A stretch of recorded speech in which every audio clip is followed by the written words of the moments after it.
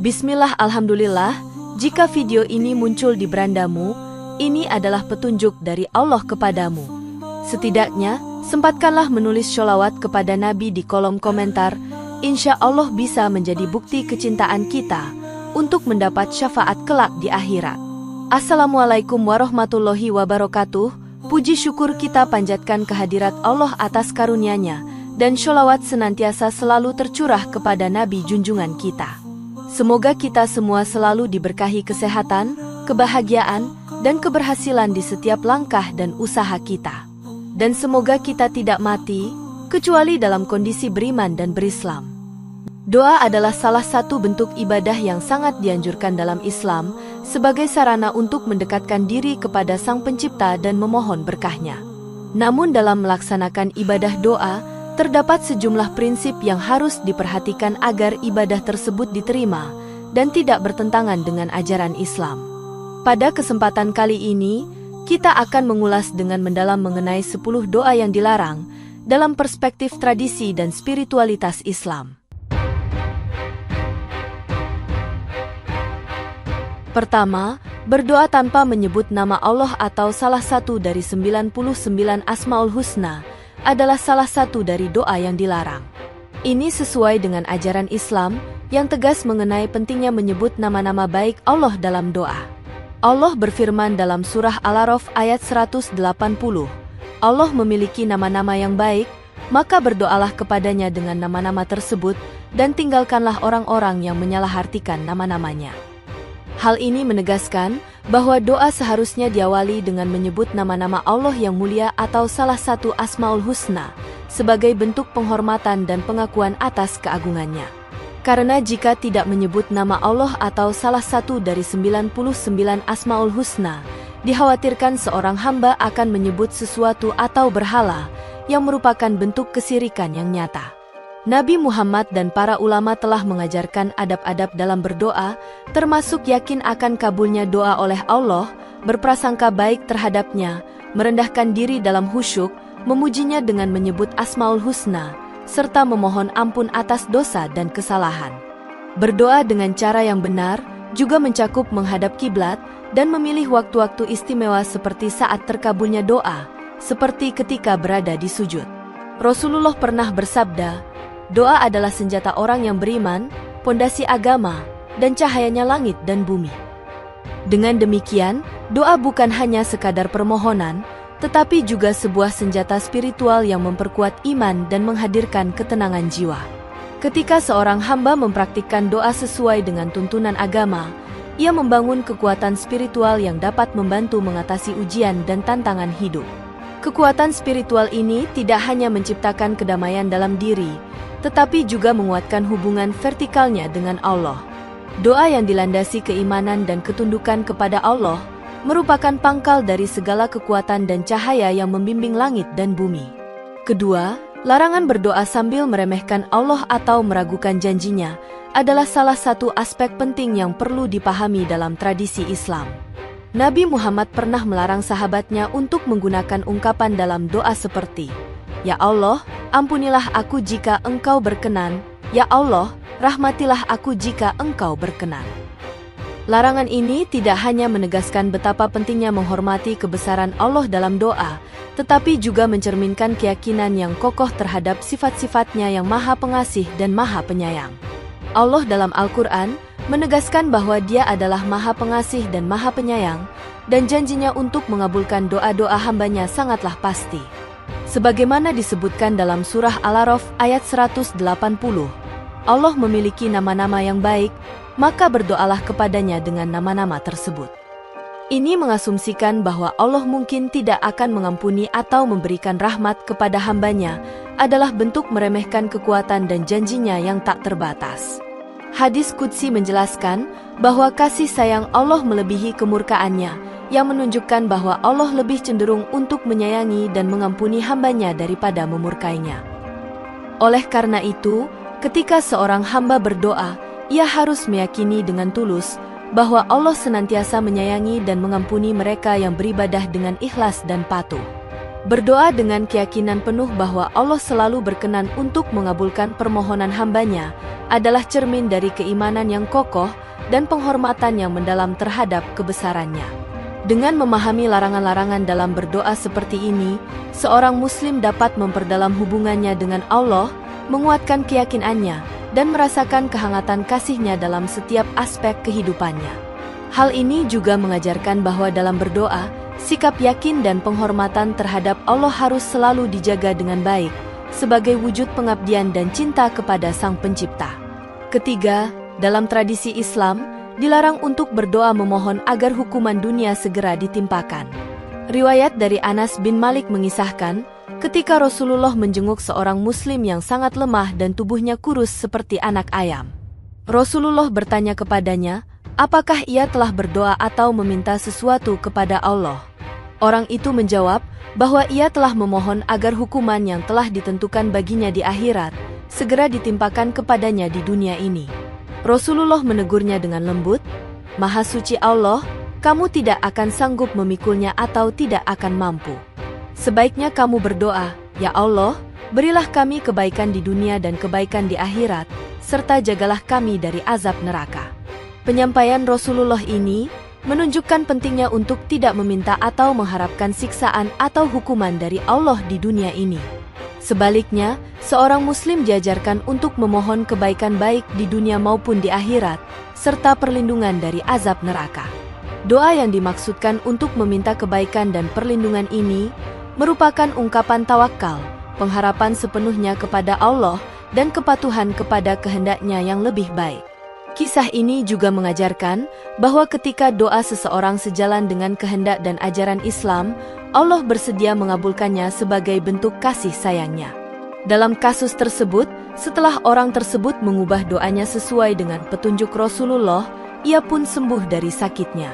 Hal ini menggambarkan bahwa mengikuti petunjuk dan adab dalam berdoa tidak hanya mendatangkan rahmat dan kebaikan, tetapi juga memperkuat ikatan spiritual dengan Allah.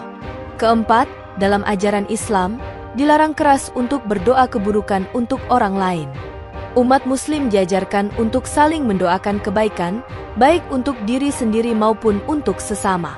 Rasulullah dengan tegas menunjukkan sikap mulia ini dengan selalu mendoakan kebaikan, bahkan kepada mereka yang menyakiti dan menghina beliau.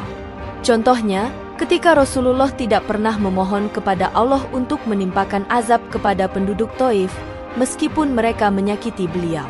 Sebaliknya, beliau malah memohon petunjuk bagi mereka dengan mengucapkan, Ya Allah, berikanlah petunjuk kepada kaumku, sesungguhnya mereka adalah kaum yang tidak mengerti. Nabi-nabi lainnya juga mengikuti prinsip yang sama, yaitu tidak mendoakan keburukan bagi musuh-musuh mereka. Sebagai contoh, dalam kisah Nabi Musa yang tertindas, beliau berdoa kepada Allah untuk keselamatan dirinya sendiri dan kaumnya dari orang-orang zalim.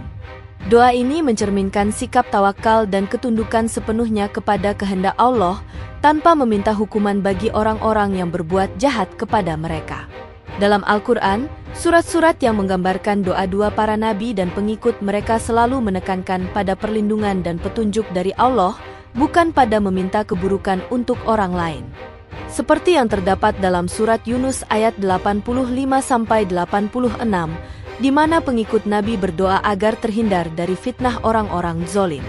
Rasulullah juga mengajarkan bahwa doa yang dipanjatkan dengan kebaikan dan ketulusan hati akan mendatangkan kebaikan pula bagi orang yang mendoakannya. Sebaliknya, doa-doa buruk yang dipengaruhi oleh emosi negatif seperti kemarahan atau keinginan untuk membalas dendam tidak pantas diajukan kepada Allah. Hal ini tercermin dalam sabda beliau, tidaklah seorang hamba muslim mendoakan saudaranya tanpa sepengetahuannya, kecuali para malaikat berkata, dan doa yang sama untukmu. Dengan memahami larangan-larangan ini, umat muslim diajarkan untuk selalu menjaga hati dan niat dalam berdoa, serta untuk memohon kebaikan bagi semua, termasuk bagi mereka yang mungkin telah berbuat buruk kepada kita. Hal ini tidak hanya memperkuat ikatan spiritual dengan Allah, tetapi juga menciptakan kedamaian dan kebaikan dalam hubungan sesama manusia. Kelima, dalam ajaran Rasulullah, berlebih-lebihan dalam berdoa juga merupakan hal yang dilarang. Abdullah bin Mas'ud meriwayatkan bahwa ia pernah mendengar putranya berdoa, "Ya Allah, aku memohon istana putih di sebelah kanan surga ketika aku memasukinya." Rasulullah menegur dengan lembut, "Wahai anakku, mohonlah surga kepada Allah yang Maha Suci lagi Maha Tinggi, dan berlindunglah kepadanya dari api neraka." Beliau menjelaskan bahwa ada kaum yang berlebihan dalam berdoa dan berwudhu. Hadis ini menunjukkan bahwa Rasulullah mengajarkan umatnya untuk tidak berlebihan dalam memohon atau berdoa kepada Allah. Meskipun kita dianjurkan untuk bermimpi besar dan memohon kepada Allah dengan sungguh-sungguh, namun doa seharusnya tetap dalam batas yang sesuai dengan kerendahan hati dan penghormatan kepada kebesarannya. Memohon surga atau anugerah tertentu sebaiknya disertai dengan kesadaran akan keagungan Allah dan ketergantungan mutlak kepadanya.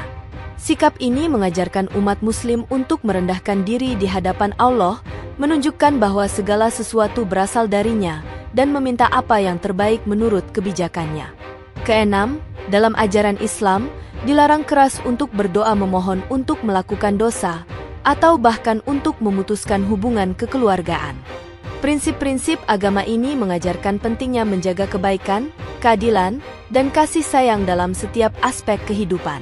Rasulullah pernah bersabda, "Doa seorang hamba akan dikabulkan selama tidak meminta untuk melakukan dosa atau memutuskan hubungan kekeluargaan, asalkan ia tidak terburu-buru dalam meminta." Ketika ditanya tentang maksud terburu-buru, beliau menjelaskan bahwa terburu-buru adalah ketika seseorang merasa bosan atau tidak sabar karena doanya belum juga dikabulkan. Larangan meminta untuk memutuskan hubungan kekeluargaan dalam doa menunjukkan betapa pentingnya menjaga ikatan keluarga, menyelesaikan perbedaan, dan mencari solusi yang baik dalam memperkuat hubungan tersebut. Islam mengajarkan untuk selalu memelihara hubungan kekeluargaan dengan penuh kasih sayang dan keadilan, serta menghindari sikap yang dapat merusak tali silaturahmi. Dengan mengikuti ajaran ini, umat muslim diajarkan untuk selalu bertindak dengan bijaksana dalam berdoa, memohon kepada Allah dengan niat yang baik dan untuk tujuan yang baik pula. Doa yang dipanjatkan dengan keikhlasan dan kebenaran akan lebih dekat untuk dikabulkan oleh Allah, karena Dia Maha mengetahui dan Maha bijaksana dalam memberi keputusan atas setiap permohonan hambanya. Ketujuh, dalam ajaran Islam, dilarang keras untuk berdoa yang tidak baik terhadap diri sendiri, anak-anak, para budak, atau harta benda. Larangan ini didasarkan pada sabda Rasulullah yang menyatakan, "Janganlah kamu sekalian berdoa yang tidak baik terhadap dirimu sendiri. Janganlah kamu sekalian berdoa yang tidak baik terhadap anak-anakmu, janganlah berdoa yang tidak baik terhadap pelayananmu, dan janganlah kamu sekalian berdoa yang tidak baik terhadap harta bendamu. Janganlah kalian menempatkan waktu di mana pemberian diperoleh dari sisi Allah yang Maha Suci lagi Maha Tinggi, lalu Dia mengabulkan doa kalian itu." Pengajaran ini menggarisbawahi pentingnya dalam berdoa dengan niat yang baik dan positif, serta menjauhi doa-doa yang berpotensi merugikan diri sendiri atau orang lain. Sebagai hamba Allah, kita diajarkan untuk senantiasa meminta kebaikan, keselamatan, dan berkah dalam doa kepadanya. Melalui doa yang tulus dan benar, dengan niat yang ikhlas dan sesuai dengan petunjuk Allah, hamba-hamba yang beriman diharapkan dapat meraih kebaikan dan keberkahan dalam hidup mereka. Pentingnya menjaga sikap dan niat dalam berdoa juga mencerminkan penghormatan terhadap kehendak Allah serta kebijaksanaannya dalam menjawab doa-doa hambanya. Kedelapan, dalam ajaran Islam, Rasulullah melarang keras untuk mengharapkan atau berdoa meminta datangnya kematian sebelum waktunya. Beliau bersabda, "Janganlah seseorang mengharapkan kematian dan janganlah berdoa meminta mati sebelum datang waktunya." Larangan ini didasarkan pada keyakinan bahwa setiap manusia memiliki takdir yang telah ditentukan oleh Allah, termasuk waktu kematian yang hanya Allah yang mengetahuinya. Berdoa untuk kematian sebelum waktunya dianggap sebagai perbuatan yang bertentangan dengan kehendak Allah dan menunjukkan sikap tidak sabar menghadapi ujian kehidupan. Rasulullah juga menjelaskan bahwa berdoa meminta kematian tidak mendatangkan manfaat, namun justru dapat membawa kerugian. Hal ini karena dengan berdoa untuk kematian, seseorang mungkin mengabaikan kesempatan untuk memperbaiki amal perbuatannya atau menambah kebaikan dalam hidupnya. Meskipun demikian, Ada pengecualian ketika seseorang mengharapkan kematian karena takut kehilangan agama, atau untuk menghindari kemungkinan jatuh dalam dosa yang besar. Dalam konteks ini, Rasulullah mengajarkan agar jika seseorang merasa terjepit dalam ujian yang berat, hendaknya ia berdoa dengan meminta hidup jika itu lebih baik baginya, atau meminta mati jika itu lebih baik baginya. Hal ini menunjukkan bahwa doa tersebut haruslah disertai dengan niat yang tulus, untuk menjaga agama dan menghindari kerugian spiritual. Pengajaran ini mengajarkan umat muslim untuk selalu berserah diri kepada kehendak Allah dalam segala hal, termasuk dalam menghadapi cobaan hidup dan kematian. Dengan mematuhi larangan ini, umat muslim diajarkan untuk senantiasa menjaga sikap sabar, tawakal, dan kesabaran dalam menghadapi ujian kehidupan, serta untuk memanfaatkan setiap waktu yang diberikan Allah untuk berbuat kebaikan.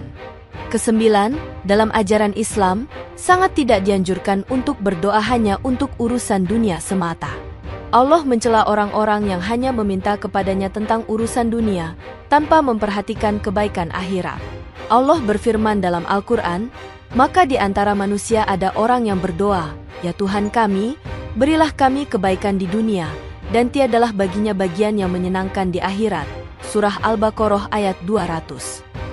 Hidup di dunia adalah bentuk ibadah, di mana setiap tindakan yang dilakukan dengan niat yang tulus untuk mendapatkan keridhaan Allah akan mendapat pahala. Namun lebih penting lagi untuk mengingat bahwa kehidupan akhiratlah yang abadi dan kekal. Berdoa hanya untuk kebaikan duniawi bisa mengakibatkan seseorang terfokus pada hal-hal materi dan duniawi, sementara mengabaikan persiapan untuk kehidupan yang abadi di akhirat. Allah juga menyatakan dalam Al-Quran, "Barang siapa menghendaki kehidupan sekarang duniawi, maka kami segerakan baginya di dunia itu apa yang kami kehendaki bagi orang yang kami kehendaki. Dan kami tentukan baginya neraka jahanam, ia akan memasukinya dalam keadaan tercela dan terusir." Surah Al-Isra ayat 18. Sebaliknya, Allah memuji orang-orang yang dalam doanya menyertakan permohonan baik untuk kehidupan di dunia dan kebaikan di akhirat. Mereka berdoa, "Ya Tuhan kami, berilah kami kebaikan di dunia dan kebaikan di akhirat, dan peliharalah kami dari siksa neraka." Mereka yang demikianlah yang akan mendapatkan bagian dari upaya mereka, dan Allah sangat cepat dalam perhitungannya terhadap amalan hambanya. Surah Al-Baqarah ayat 201-202. Pengajaran ini mengajarkan umat muslim untuk memprioritaskan kebaikan akhirat dalam setiap doa dan tindakan mereka, sambil tetap menghargai dan menjalani kehidupan dunia sebagai bentuk ibadah kepada Allah. Dengan demikian, doa yang dilakukan dengan niat yang baik, baik untuk kehidupan di dunia maupun akhirat, adalah doa yang lebih dicintai dan lebih dekat untuk dikabulkan oleh Allah. Kesepuluh, dalam ajaran Islam, dilarang untuk berdoa dengan hati yang lalai atau tanpa kesungguhan. Rasulullah mengajarkan bahwa ketika berdoa, kita haruslah sungguh-sungguh dan yakin bahwa doa kita akan dikabulkan oleh Allah. Beliau bersabda, "Berdoalah kepada Allah, dan yakinlah bahwa doamu akan dikabulkan. Ketahuilah bahwa Allah tidak akan mengabulkan doa dari hati yang lalai." Berdoa dengan hati yang khusyuk dan penuh kesungguhan adalah sebuah tanda dari keimanan yang dalam serta penghormatan kepada Allah. Namun, doa yang dilakukan hanya dengan mulut atau tanpa kesungguhan dalam hati tidak akan mendapatkan penerimaan dari Allah. Rasulullah juga mencontohkan bahwa ibadah kepada Allah tidak hanya terbatas pada berdoa, tetapi juga meliputi berbagai bentuk ibadah lainnya, seperti bersedekah, berbuat baik kepada sesama, dan melakukan amal soleh lainnya. Dalam Islam, penting untuk memastikan bahwa setiap doa yang dipanjatkan disertai dengan niat yang tulus dan upaya untuk memperbaiki diri. Jika doa kita belum dikabulkan oleh Allah, hal ini mungkin menandakan bahwa ada masalah atau hal yang perlu diperbaiki dalam diri kita sendiri. Oleh karena itu, selain berdoa, kita juga diajarkan untuk terus memperbaiki amal ibadah dan menjaga kesucian hati agar lebih dekat kepada Allah. Dengan menjalani hidup dengan hati yang khusyuk dalam berdoa dan beribadah, serta senantiasa memperbaiki diri dalam kebaikan, umat muslim diharapkan dapat mendapatkan keberkahan dan pertolongan dari Allah dalam menjalani kehidupan ini, dan mempersiapkan diri untuk kehidupan akhirat yang abadi. Demikian yang dapat saya sampaikan, semoga yang menyimak sampai akhir terhindar dari neraka dan dimasukkan dalam surganya.